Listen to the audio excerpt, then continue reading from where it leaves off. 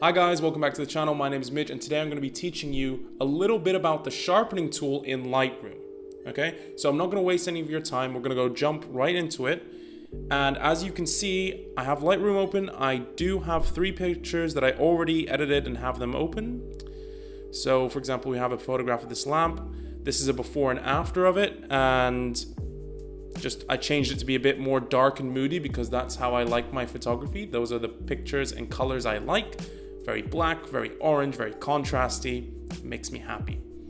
So after you've done all of your colors and you're happy with what you're doing, you're happy with how it looks, you're going to go down to your detail tab over here and you're going to look at sharpening. You have your amount, your radius, and your detail. Those can be up to your preference and how you like to do things. But what I really wanted to show you was this masking bit, because I don't know if you noticed, but if you slide the masking, it doesn't look like it's masking anything.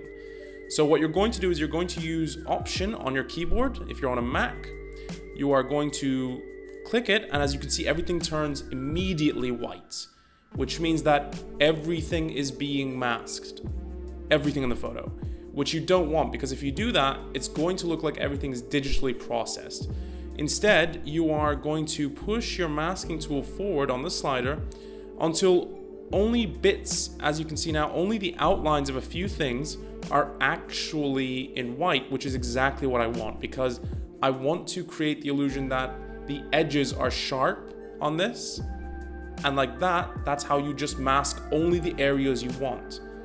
Now, as for the amount of sharpening you can put in, as much as you like, just an example, quite hefty amount of sharpening. But what it does is it'll make all these edges appear a tiny bit crisper when you look at it regularly, not when you zoom in completely like I just did. So just to hammer the point home, if we go back into the second photograph, also of the lamp, I like lamp, same thing applies, right? As much as you want, whatever you want to mask, I think just that much. Sharpening, why not? 150 radius as much as it goes, and we go to the extreme and it looks really bad. However, it works. And now we're going to go into a black and white, and here's an interesting thing about black and white photos. Color acts as this kind of blurring, Gaussian blur, if you will, if you're familiar with Premiere. And black and white doesn't do that. So if you ever want to see if your image is tack sharp and you're not sure, what you can do is you can put a black and white filter over it, and this works for video. Just desaturate the entire image and very quickly you will know if your footage or your photo is in focus or not. Now the benefit of this is if you ever want to make something look sharper and like more crisp and higher grade camera, even if you don't have the lighting or anything to do it, if you shoot it in black and white, it will look just that bit crisper, even though your camera hasn't changed one bit. You've just made it black and white, right?